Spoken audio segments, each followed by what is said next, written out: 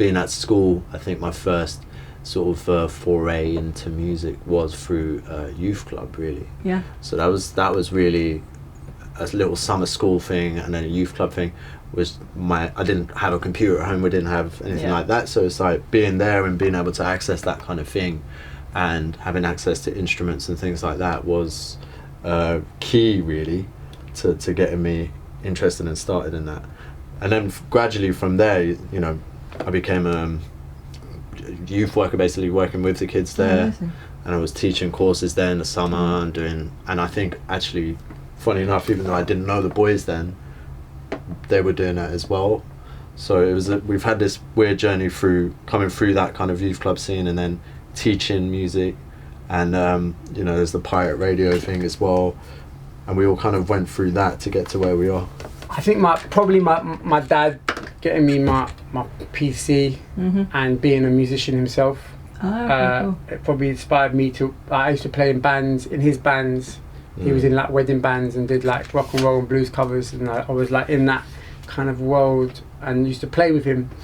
I think that must have had an effect on me wanting to do what I do. Like I took it and I kind of took his. I guess I think I took his dream and yeah, It must be really good to lived his dream. Yeah, so I've got to, you know, take my hats off to him, because he really did inspire me to play piano.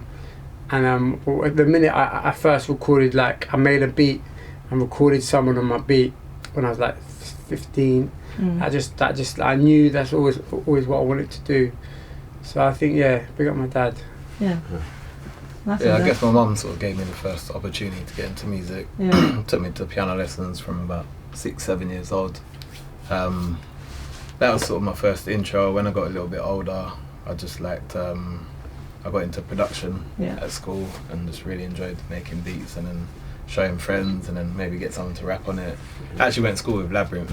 Amazing. I remember sort of playing them a beat on the bus on the way to school. By the time we got there, he had the whole song written and laid it down, and I've actually got a CD of like some of our stuff from way back, which is It's nice to see each other it's come actually up, like isn't it? snapped, but somehow it still works. It's like Record keeping that it quickly like a little museum piece. Yeah, I forgot who I really owe a lot to from music. Is my brother. He was a big inspiration for me. Although we got separated when we immigrated to the country, and I never saw him for about 20 years. Wow, really? But he's he was a guitarist. He's like a punk, kind of grungy punk musician in Iran, and he had a big movement there. He had a band called Oh Hum, which kicked off over there. And I remember as a kid, literally sort of 7 years old, hearing him play and sort of mimicking him and stuff. He's a really good guitarist. And then when we came to the UK, I guess that kind of stayed with me. You know, that idea of sort of wanting to be a performer. Yeah. I think in terms of somebody in the industry giving us a platform, I don't think that I can't think of a moment where that really happened. I think we just kind of inspired each other, really. One thing was just like surrounding yourself with talented people and like-minded people that you get on with musically, and just like me and Kezzy connected musically, and always from an early age, and the same with Locksmith and Amir.